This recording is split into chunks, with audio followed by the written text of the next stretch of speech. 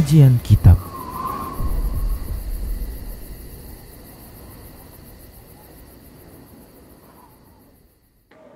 Bismillah, assalamualaikum warahmatullahi wabarakatuh. Innal hamdalillah nahmaduhu wa nasta'inuhu wa nastaghfiruh wa na'udzu billahi min shururi anfusina wa min sayyiati a'malina. May yahdihillahu fala mudilla lahu wa may yudlilhu fala hadiya lahu. Wa asyhadu an la ilaha illallah wahdahu la syarika lahu. Wa asyhadu anna Muhammadan abduhu wa rasuluhu sallallahu alaihi wasallam. Qala Allah tabaraka wa ta'ala, ya ayyuhalladzina amanu taqullaha haqqa tuqatih wa la tamutunna illa wa antum muslimun. Ya ayyuhan nasu taqu rabbakumul ladzi khalaqakum min nafsin wahidah wa khalaqa minha zawjaha wa bassa minhuma rijalan katsiran wa nisaa'a. Wattaqullaha alladzi tasaaluna bihi wal arham innallaha kana 'alaikum raqiba. Ya ayyuhalladzina amanu taqullaha wa qulu qawlan sadida yuslih lakum a'malakum wa yaghfir lakum dhunubakum wa may yuti'illaha wa rasulahu faqad faza fawzan 'azima. Amma ba'd.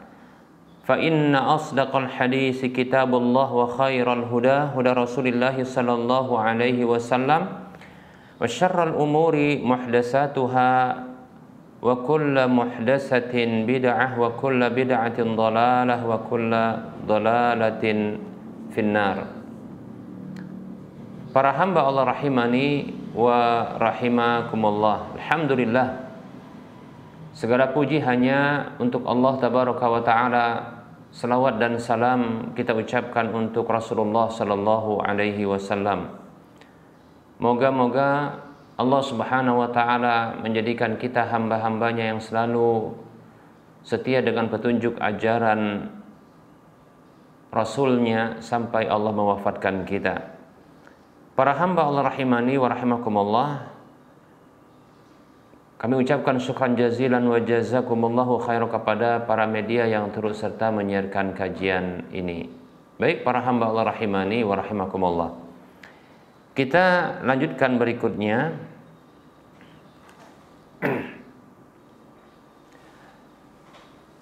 Pembahasan kitab Minhajul Muslim di bab yang keempat tentang ibadah, dan berikut ini kita akan membahas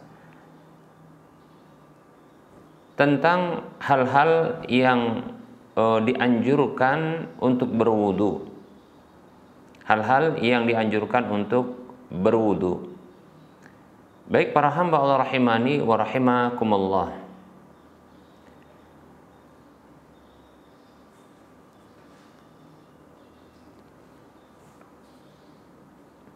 yang pertama adalah berzikir kepada Allah Subhanahu wa ta'ala. Ketika berzikir kepada Allah Subhanahu wa ta'ala,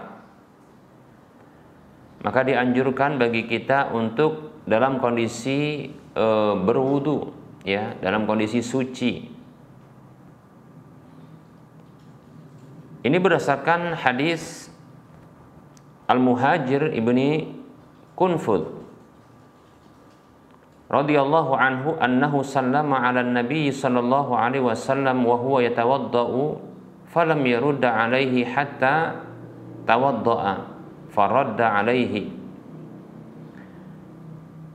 Bahwasanya Muhajir bin Kunfud radhiyallahu anhu pernah memberikan salam kepada Nabi sallallahu alaihi wasallam dalam kondisi beliau sallallahu alaihi wasallam berwudu, dalam kondisi sedang berwudu.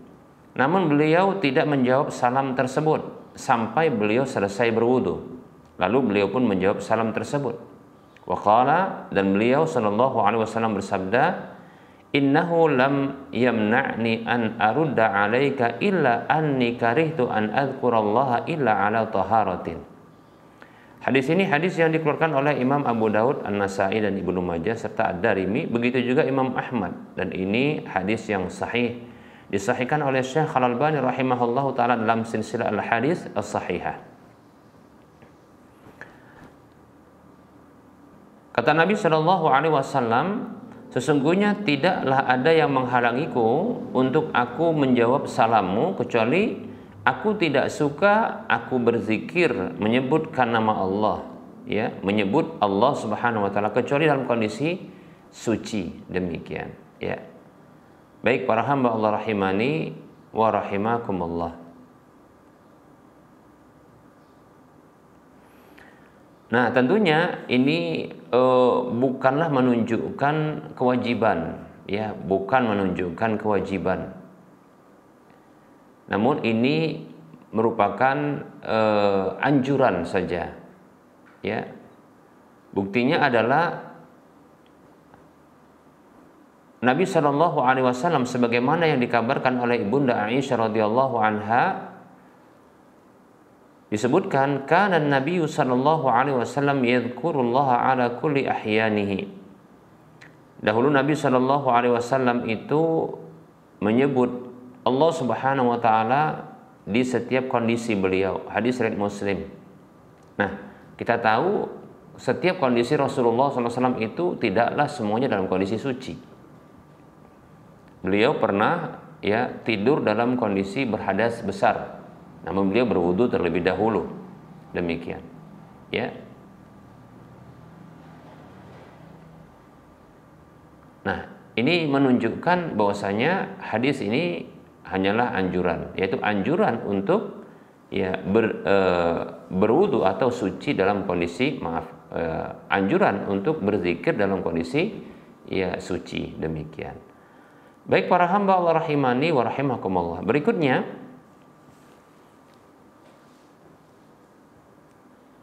dianjurkan berwudu yaitu ketika hendak tidur. Dianjurkan untuk, ya, berwudu ketika hendak tidur. Berdasarkan hadis Barra bin Azib radhiyallahu anhu, ia mengatakan, qala Nabi sallallahu alaihi wasallam, Nabi sallallahu alaihi wasallam dia bersabda, idza ataita madja'aka fatawadda wudu'aka lis-salati thumma taji' 'ala shaqqikal ayman ila akhiri al-hadis. Kata Nabi sallallahu alaihi wasallam, ya, apabila engkau, Rasulullah bersabda kepada Barra bin Azib radhiyallahu anhu, apabila engkau mendatangi pembaringanmu, maka wudu'lah engkau seperti wudu'mu untuk sholat.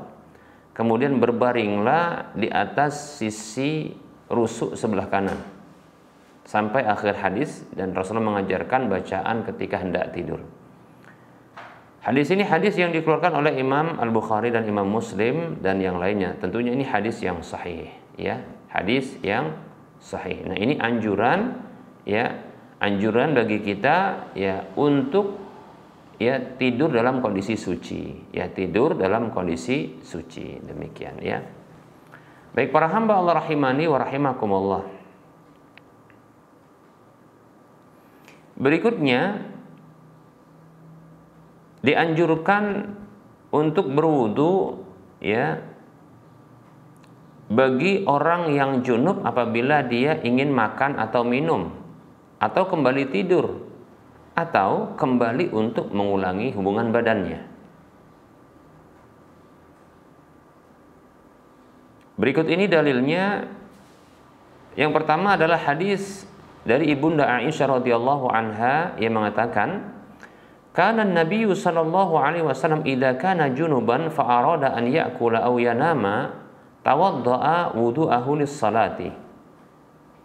Hadis ini hadis yang dikeluarkan oleh Al-Imam Al-Bukhari, Imam Muslim, dan ini lafadznya Imam Muslim, begitu juga Imam Abu Daud, Tirmidzi, Nasai, dan yang lainnya. Ibunda Aisyah radhiyallahu anha, beliau mengatakan, dahulu Nabi sallallahu alaihi wasallam apabila beliau dalam kondisi junub, lalu beliau ingin makan atau tidur.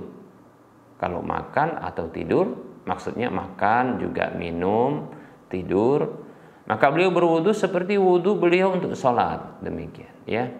Nah, ini anjuran, ya, bagi orang yang junub.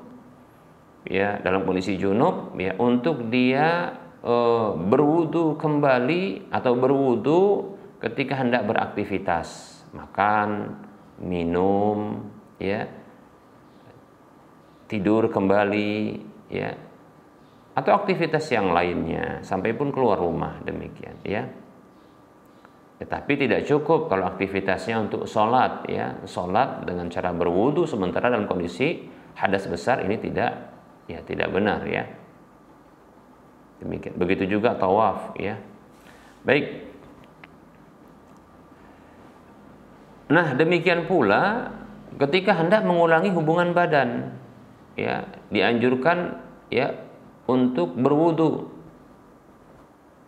Berdasarkan hadis dari Abu Sa'id radhiyallahu anhu, dari Nabi sallallahu alaihi wasallam, beliau bersabda, "Idza ata ahadukum ahlahu tsumma arada an ya'uda falyatawadda." Hadisnya hadis yang dikeluarkan oleh Imam Muslim, Abu Daud, Tirmidzi dan Nasa'i.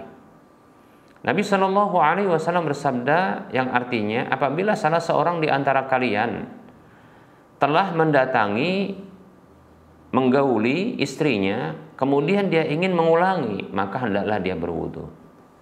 Lihat ini, ya, ini petunjuk Nabi sallallahu alaihi wasallam. Nah, fungsinya adalah untuk menyegarkan kembali ya fisik yang telah mengalami keletihan, ya. Nah, seperti itu. Baik para hamba Allah rahimani wa rahimakumullah. Nah, berikutnya ya anjuran untuk berwudu sebelum mandi. Berwudu terlebih dahulu sebelum mandi, ya. Nah, ini berdasarkan hadis Aisyah radhiyallahu anha, beliau mengatakan kana Rasulullah sallallahu alaihi wasallam idza ightasala minal janabati yabda'u fayaghsilu yadayhi thumma yafrugu yaminahu ala shimalihi fayaghsilu farjahu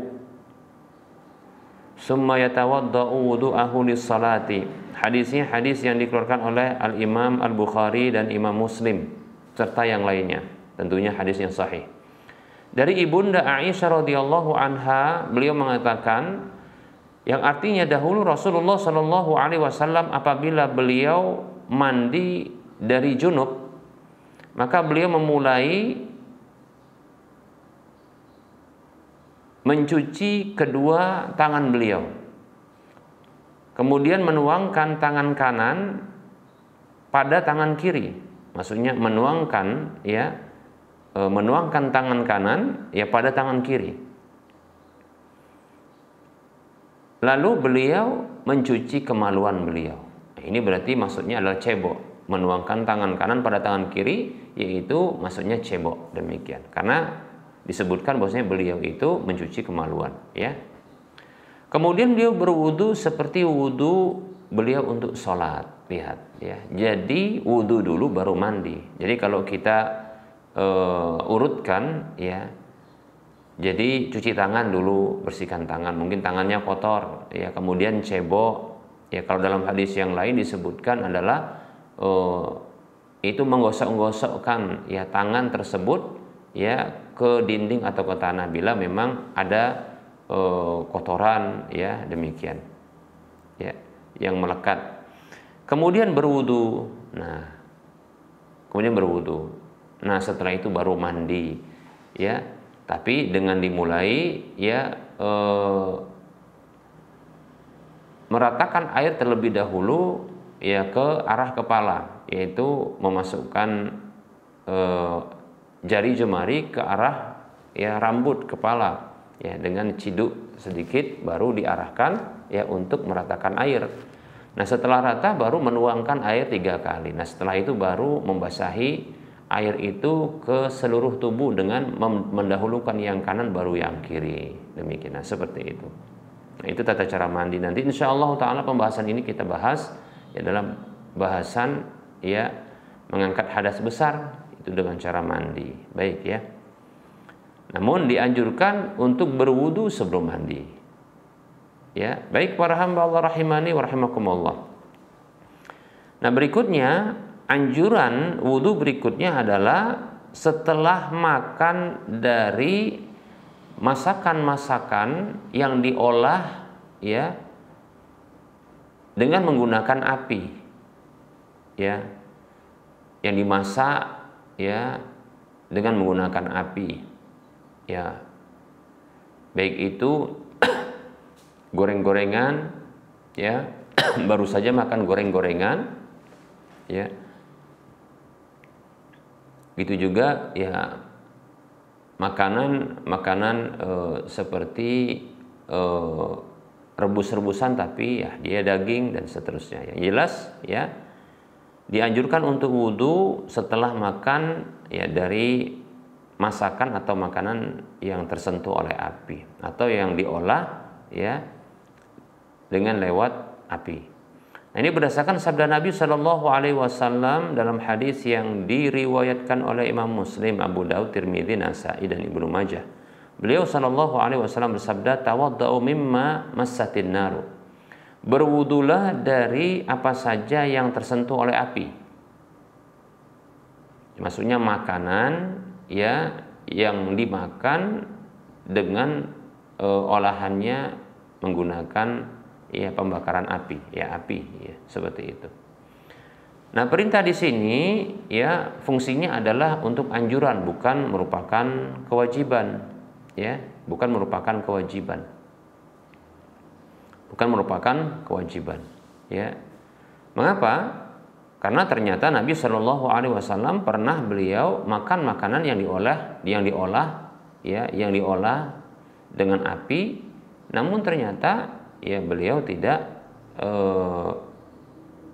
berwudu setelah itu. Nah, ini berdasarkan hadis Amr ibnu Umayyah ad-Damri radhiyallahu anhu, ia mengatakan ra'aitun nabiyya sallallahu alaihi wasallam yahtazzu min katfi syatin fa akala minha fa du'iya ila salati fa qama wa taraha as-sikina wa shalla wa lam yatawadda.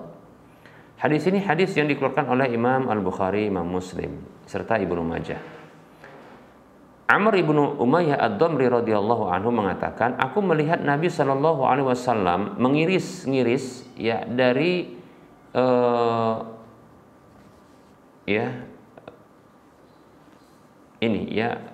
pundaknya kambing. Maksudnya ada makanan yang diolah itu masak kambing demikian ya, dan ini ada bahagian lengan dari kambing itu ya, pundak atau lengan kambing.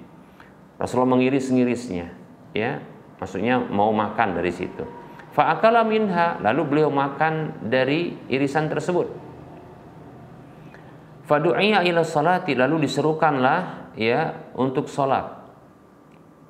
Ya, diseru untuk salat, lalu beliau pun bangkit, kemudian beliau meletakkan pisau dan beliau salat dalam kondisi beliau tidak berwudu. Maksudnya beliau tadi sudah berwudu, ya, sudah berwudu dalam kondisi makan, ya, makan dari irisan, ya, lengan kambing ini, daging kambing ini, beliau tidak berwudu. Tentunya itu olahan, ya, ini olahan yang disentuh oleh api, demikian. Ya. Nah, ini menunjukkan bahwasanya, ya, beliau ini, ya, sholat dalam kondisi ya menggunakan wudu yang sebelum makan, demikian. Nah, setelah makan beliau tidak berwudu lagi. Baik para hamba Allah rahimani wa rahmakumullah, ini menunjukkan bahwasanya tidak ada anjuran untuk tidak ada kewajiban untuk berwudu ketika makan makanan yang diolah dengan api, ya. Hanya saja anjuran saja, bukan kewajiban tapi anjuran. Berikutnya para hamba Allah rahimani wa rahmakumullah, anjuran untuk berwudu ya untuk setiap sholat walaupun tidak batal. Ini disebut oleh para ulama dengan tajdidul wudu, yaitu memperbaharui wudu. Walaupun tidak batal, ya tidak batal wudu, dianjurkan untuk berwudu setiap kali hendak sholat, ya. Nah, ini berdasarkan hadis Buraidah radhiyallahu anhu, beliau mengatakan, ya, Kana Nabi sallallahu alaihi wasallam yatawaddau 'inda kulli salatin falamma kana yaumal fathi tawaddaa wa masaha ala khufai wa shalla salawati biwudu'in wahidin. Hadis ini hadis yang dikeluarkan oleh Imam Muslim, Abu Daud, Tirmidzi, Nasa'i dan Ibnu Majah. Hadis dari Buraidah radhiyallahu anhu, beliau mengatakan dahulu Nabi sallallahu alaihi wasallam berwudu setiap berwudu ketika untuk sholat, ketika setiap sholat, ya. Dahulu Nabi SAW itu berwudu ketika setiap sholat. Namun tatkala di hari penaklukan kota Mekah, beliau berwudu dan mengusap 2 khuf dan sholat dengan beberapa kali sholat dengan satu wudu. Nah, ini dalam kondisi safar, ya, dalam kondisi safar, jadi beliau menggunakan ya sekali wudu saja untuk beberapa sholat, ya. Nah, seperti itu. Jadi ya walaupun tidak batal wudunya, dianjurkan kita untuk berwudu setiap kali hendak sholat, demikian. Begitu juga ya kita dianjurkan untuk berwudu ya setiap batal wudunya, setiap kali batal wudu, ya. Nah, ini juga disebut dengan tajdidul wudu, yaitu memperbaharui wudu, ya, atau mengganti wudu yang sudah batal dengan wudu kembali setiap kali batal wudu, demikian. Nah, ini berdasarkan hadis Bilal ya radhiyallahu anhu, bahwasanya Nabi SAW itu pernah mendengar ya suara langkah sandalnya Bilal di surga, ya, di depan Nabi SAW. Maka Rasulullah bertanya kepada Bilal, bima sabaqtani ilaiha, ya, dengan apa ya engkau mendahului aku menuju surga? Itu dari sisi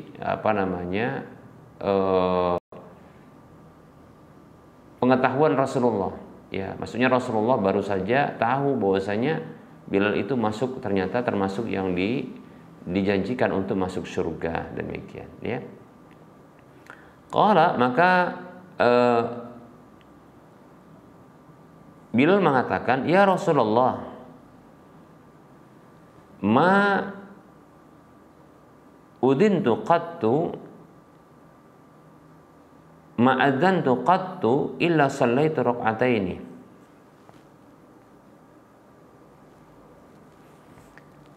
Wala asabani hadasun qattu illa tawaddatu indahu, ya, faqala bihada. Ya, hadis ini hadis yang dikeluarkan oleh Imam Tirmidzi, Abu Daud, Imam Ahmad, ya, dan ini lafaz Imam Ahmad, ya. Bilal menjawab, ya Rasulullah, tidaklah aku azan kecuali aku sholat 2 rakaat setelahnya, maksudnya. Dan tidaklah ya aku berhadas melainkan aku berwudu ya ketika itu, demikian. Maka Rasulullah mengatakan lihada, karena inilah dia, demikian, ya. Hadisnya sahih riwayat Ahmad dan yang lainnya. Baik para hamba Allah rahimani wa rahimakumullah. Nah, berikut ini yang terakhir, ya. Nah, dianjurkan kita untuk berwudu ketika baru saja muntah, ya. Ya, baru saja muntah. Dianjurkan untuk berwudu. Berdasarkan hadis Mi'dan ibnu Abi Talhah dari Abu Darda radhiyallahu anhu, anna Rasulullah sallallahu alaihi wasallam qa'a fa'aftara fatawadda'a. Bahwasanya Rasulullah SAW itu pernah muntah, lalu beliau berbuka, ya, lalu beliau berwudu, demikian. Falaqitu Sauban fi masjid Dimashq. Lalu aku bertemu dengan Sauban di Masjid Damaskus. Fadzakartu dzalika lahu. Lalu aku sebutkan hal itu kepada beliau. Faqala sadaqa, ya, ana sababtu lahu wadu'ahu. Ia jujur, maksudnya Abu Darda itu jujur. Ya, jadi Mi'dan ibn Abi Talha itu nanya sama Sauban, ya. Maka ya Sauban mengatakan radhiyallahu anhu, ya Abu Darda itu benar, jujur. Ya, aku yang menuangkan untuk Nabi SAW air wudu beliau itu. Hadisnya riwayat Tirmidzi. Demikian. Baik, nah yang terakhir ya kita akan sebutkan ya anjuran untuk berwudu ya berikutnya adalah ya ketika membopong mayit ya, membopong mayit dianjurkan untuk berwudu demikian ya. Ini berdasarkan hadis man ghassala mayitan falyaghtasil wa man hamalahu ya falyatawadda demikian ya. Disebutkan hadis ini walaupun hadis ini didhaifkan oleh sebagian ulama namun ada juga sebagian ulama yang lain menghasankan atau mensahihkan. Bunyi hadisnya adalah siapa saja, artinya siapa saja yang memandikan jenazah maka hendaklah dia mandi, dan siapa saja yang membopong atau menggotong jenazah maka hendaklah dia berwudu demikian. Baik ya. Nah ini saja barangkali yang bisa kita sampaikan pada pertemuan kali ini terkait dengan materi. Insyaallah taala kita akan lanjutkan pada waktu mendatang. Kita buka sesi soal jawab ya bagi para pemirsa dan para pendengar sekalian yang ingin bertanya dipersilahkan.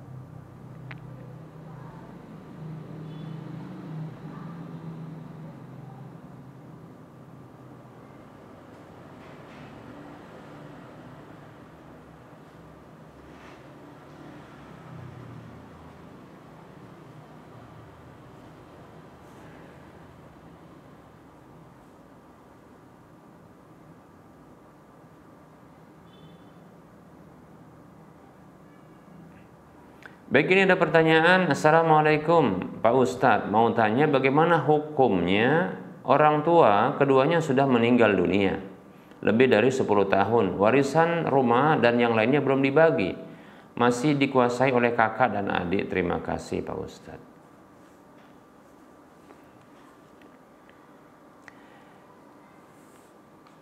Bismillah. Waalaikumsalam warahmatullahi wabarakatuh. Semoga Allah Subhanahu wa taala senantiasa menjaga kita dari segala keburukan dan menjaga kita senantiasa dalam ketaatan. Amin ya rabbal alamin. Ketahui bahwasanya warisan itu adalah hak dari ahli waris ya. Bila ada beberapa ahli waris ya, maka mereka berhak untuk ya terhadap warisan tersebut. Tidak boleh bagi sebahagian ahli waris itu menguasai warisan dengan alasan apapun, ya, dengan alasan ya orang tua baru saja meninggal dunia, ya, dengan alasan ya untuk menjaga aset, ya, keluarga dan seterusnya, maka tidak berhak mereka.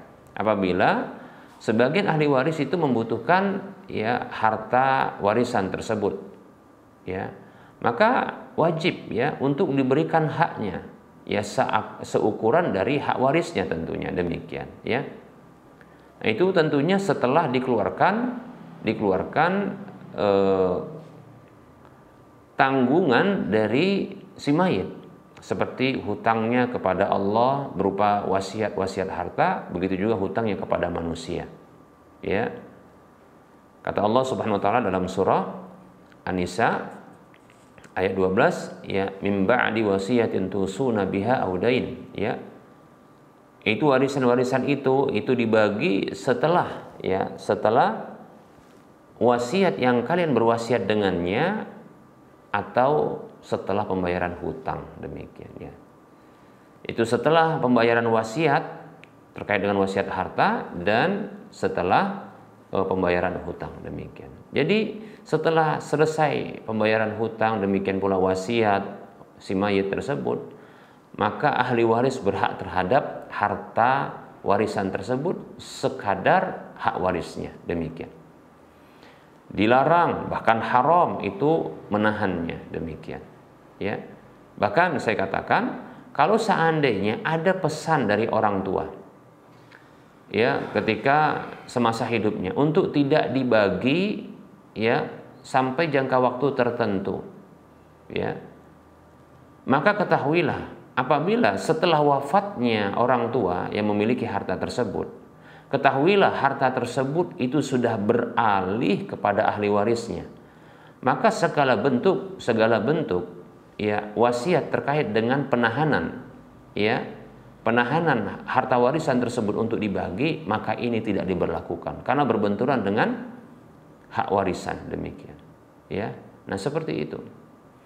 Nah, kewajiban dari ahli waris adalah membayarkan hutang-hutang si mayit.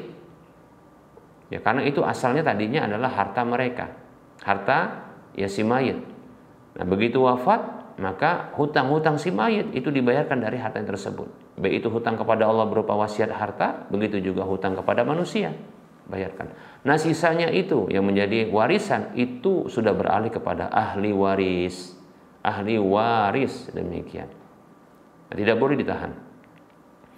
Nah, kekhawatiran dari penahanan ini, ya ditahan, ditunda, ini akan berakibat fatal, yaitu berupa ya kezaliman yang berakibat perseteruan ya antar keluarga, sedarah, bahkan sesama muslim. Ini itu berterusan, ya. Jangankan ya level bawah anak gitu ya, level cucu ya. Mungkin anak-anak si mayit ini akan berseteru gara-gara harta, demikian. Maka segera dibagi. Segera dibagi. Ya. Nah, apabila katakanlah kakak dan abang ya, mungkin adalah saudara-saudara yang paling tua. Mereka ini butuh terhadap ya harta warisan tersebut, atau mereka bersekukuh untuk menahan, tidak boleh menjual aset keluarga ini, maka mereka berkewajiban ya untuk membayarkan ya nilai dari hak waris adik-adik mereka yang berkebutuhan, yang butuh terhadap harta warisan tersebut. Begitu caranya. Jadi si abang atau si kakak ya itu menilai, membagi terlebih dahulu dalam bentuk ya teori tulisan ya berapa hak masing-masing mereka terhadap warisan tersebut. Setelah diketahui bahagian masing-masing, sekian ya bahagian dari untuk kakak, sekian bahagian untuk adik ya dan seterusnya, maka dari total harta warisan tersebut ya dinilai dengan rupiah, maka akan diketahui masing-masing dari hak waris dengan bentuk nilai rupiah. Maka silahkan itu dibayar itu hak tersebut, sehingga aset dari saudara yang sudah dibayar itu menjadi aset miliknya. Nah, seperti itu. Tidak boleh ditahan begitu saja, demikian. Dan ini akan mengakibatkan nanti perseteruan yang berterusan, persengketaan antar anak-anak mereka, yaitu cucu dari si mayit. Antar sepupu ini, cucu dari si mayit yang mereka bersepupuan, ini akan berseteru karena mengklaim di sini ada hak ayahnya, hak ibunya, demikian. Seperti itu. Ini sesungguhnya ini bom waktu ya persengketaan, perseteruan yang dipelihara, demikian. Jangan ya. Maka tidak boleh, ini zalim, kezaliman yang akan menghantarkan kepada persengketaan dan ke perseteruan, demikian. Nah, seperti itu. Maka haram itu, demikian. Nah, itulah dampak yang Allah jadikan ya bagi kezaliman terhadap harta warisan, yaitu perseteruan dan persengketaan yang berterusan, demikian. Wallahu ta'ala a'lam. Semoga Allah Subhanahu wa taala yang menjaga ya persaudaraan kita ya antar saudara-saudara senasab, demikian. Amin ya rabbal alamin.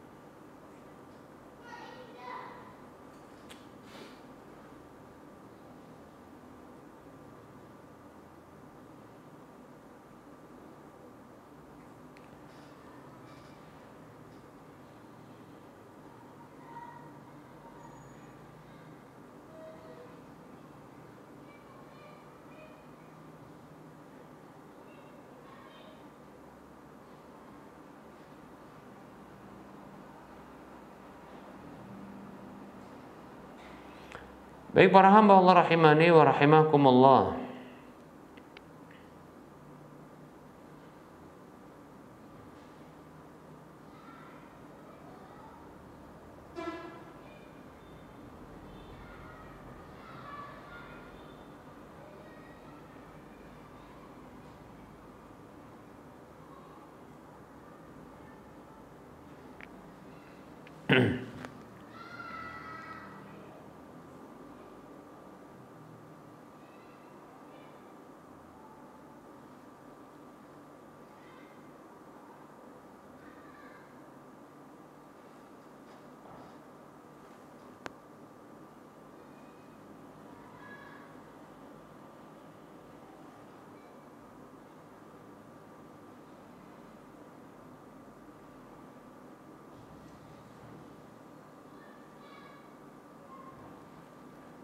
Ada pertanyaan, Assalamualaikum, Bismillah, Assalamualaikum warahmatullahi wabarakatuh. Saya sekarang sedang safar dari tebing tinggi menuju Simar Jarunjung. Jarak menurut Google Maps sekitar 90 kilo. Apakah ada jumlah maksimum jarak yang boleh melaksanakan jamak?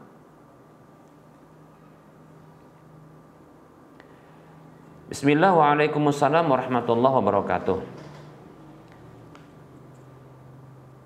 Jarak tempuh dari tempat domisili menuju tujuan perjalanan tersebut sampai 90 km menurut mazhab Hambali, demikian pula mazhab Syafi'i, maka ini sudah termasuk ya jarak tempuh safar. Demikian. Nah, seperti itu, ya. Ini merupakan sudah jarak safar menurut mazhab ya Syafi'i dan Hambali yang masyhur dari mereka, ya. Nah, seperti itu. Yang jarak yang disebutkan adalah 4 barid atau 16 farsakh, sekitar 85 km, demikian. Jadi insyaallah taala ya diberikan dispensasi bagi orang yang menempuh jarak 90 km tersebut, ya, dibolehkan untuk melakukan ya jamak dan qashar. Jamak dan qashar, ya. Jamak artinya menggabungkan ya 2 sholat, zuhur dengan asar atau maghrib dengan isya, ya. Qashar artinya memendekkan sholat, ya, yang sholatnya berjumlah 4 rakaat seperti zuhur, asar dan isya itu menjadi 2 rakaat, demikian, ya. Namun dianjurkan bagi orang yang telah sampai di tujuan safar, tempat safar tersebut, ketika waktunya lapang, ya, tidak sempit, tidak sibuk, untuk ya sholat berjamaah di masjid bersama dengan kaum muslimin yang ada di tempat safar tersebut. Wallahu ta'ala a'lam. Demikian.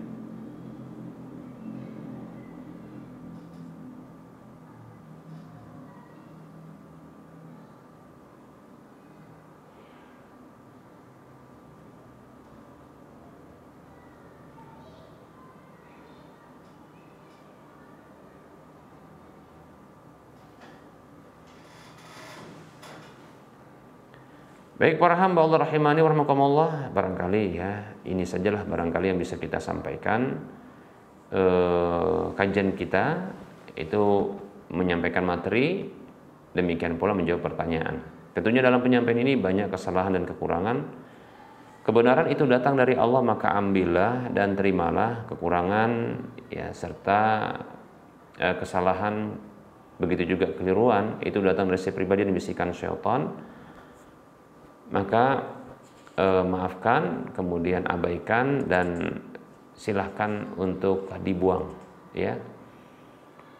Kepada Allah saya mohon ampun, dan kepada para pendengar dan para pemirsa sekalian saya mohon maaf. Sebelum kita mengakhiri perjumpaan kita ini, seperti biasa kita memberikan motivasi kepada saudara seiman, saudara seislam untuk berdonasi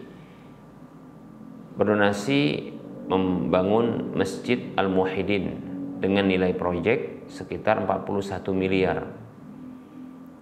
Sedikit harta yang kita donasikan untuk membangun ya rumah Allah di permukaan bumi ini, masjid, ya, maka Allah Subhanahu wa taala akan membangun sebuah rumah di surga.